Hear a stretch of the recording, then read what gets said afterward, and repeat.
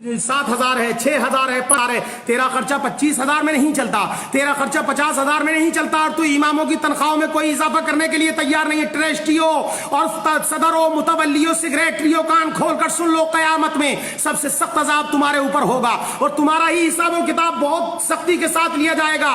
तुम्हारी जिंदगी तुम्हारा जो है बहुत सख्ती के साथ तुम्हारा हिसाब किताब होगा, क्योंकि तुमने इमामों के गले दबा कर रखे हैं। तुम्हारा इमाम मस्जिद में है, तू रात के 12 बजे बुलाए तो तेरा इमाम आता है, अगर तू बच्चे के कान में अजान पढ़वाए तो तेरा इमाम आता है, अगर तू तेल पड़ने के लिए कहे तो तेरा इमाम आता है। तुम्हारे इमाम तुम्हारे घरों की सारी चीजें देखभाल भी कर रहे हैं, बच्चों को भी, और नमाजें अजानें भी पढ़ रहे हैं, और उनकी तनख्वाह 3,000 से 4,000 लेता है। जरा खबरदार हो जा, इमाम से जो है मोहब्बतें करो, और वो जो शायरों और जो तमाम लोगों को जो तुम पैसा दे रहे हो उस पैसे को देना बंद करो, इमामों की तनख्वाहों में इजाफा करो, और जलसे करने के लिए फ्री के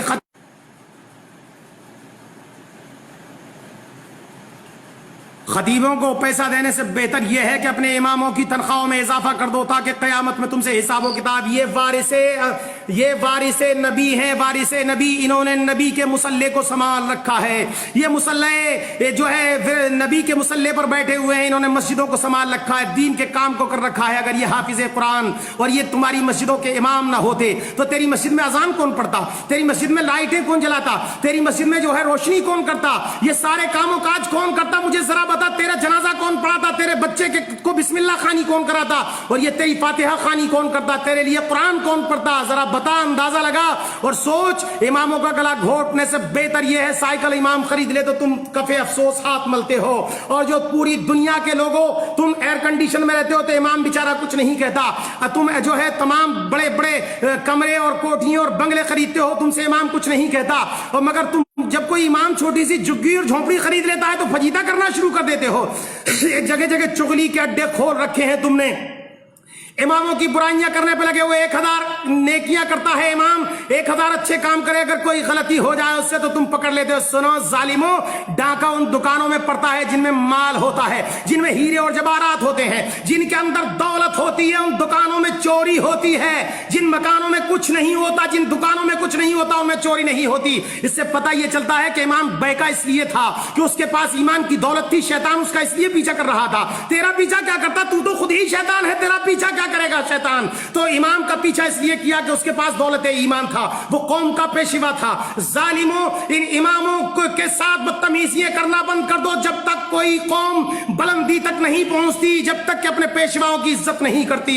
तुमने दुनिया की, तेरी 25,000 तनख्वाह हो तो तेरी पूर नहीं पड़ती, 50,000 है मौलाना फिर भी कमी रह जाती है। तेरे बेहतरीन कपड़े और तमाम के तमाम इंतजाम इंतजाम देख कर इमाम ने कभी आह नहीं करी। मगर सुन, इमाम इतर लगा ले तो तुझे परेशानी होती है, इमाम अच्छा कपड़ा पहन ले तो तुझे परेशानी होती है, इमाम शेरवानी सिलवा ले तो तुझे परेशान होती है, इमाम साइकिल पर चला जाए तो तुझे परेशान होती है, तू फ्लाइटों में घूमे, इमाम साइकिल पर घूमता है। जालिमों, तो तुम्हें तकलीफ हो जाती है। अपने इमामों के पीछे ना पड़ो। कयामत में जब मुस्तफा प्यारे पूछेंगे कि मैंने अपनी मिल्कियत और मीरास का इनको पेशवा बना करके तुम्हारे बीच में भेजा था, जिन्होंने तुम्हारे बच्चों को कुरान पढ़ाया, जिन्होंने तुम्हारे लिए कुरान खानी पढ़ी, जिन्होंने तुम्हारे लिए जो तिलावत कलामुल्लाह किया, जिन्होंने तुम्हारे बुजुर्गों के लिए ईसाले सवाब किया, जिसने तेरा 40वां 10वां पढ़ा, जिसने तेरी फातिहा खानी करी, उन इमामों के तुम हाथ धोकर पीछे पड़ गए थे। सुन लो ट्रस्टियों, जालिमों, सुन लो तमाम कमेटियों के लोगों, सुन लो, तुम्हारी जिंदगी में इनकलाब पैदा नहीं हो सकता।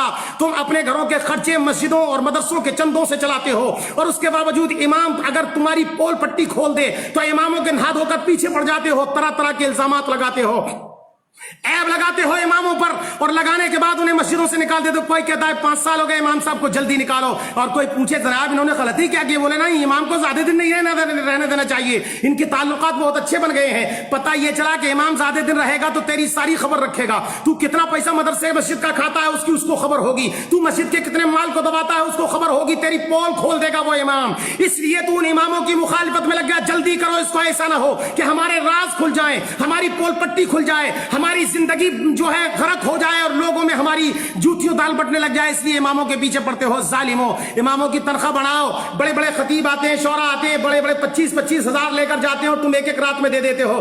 امام کی 3500 روپے تنخواہ، امام کی 3000 روپے تنخواہ، کبھی تو نے سوچا اور امام سے پوچھا کہ تمہارا 2500 میں خرچہ کیسے چلتا ہے، تمہارا جو ہے 3000 میں خرچہ کیسے چلتا ہے، تم اتنے بڑے کام کو کیسے کرتے ہو؟ تو نے کبھی نہیں پوچھا، امام سے آ کر ایک مرتبہ بھی نہیں پوچھتا کہ تیرے بچوں کو کپڑے بنے کہ نہیں بنے ہیں، تیرے بچے کی بیماری کے لیے کوئی علاج کا انتظام و انسرام ہے کہ نہیں ہے۔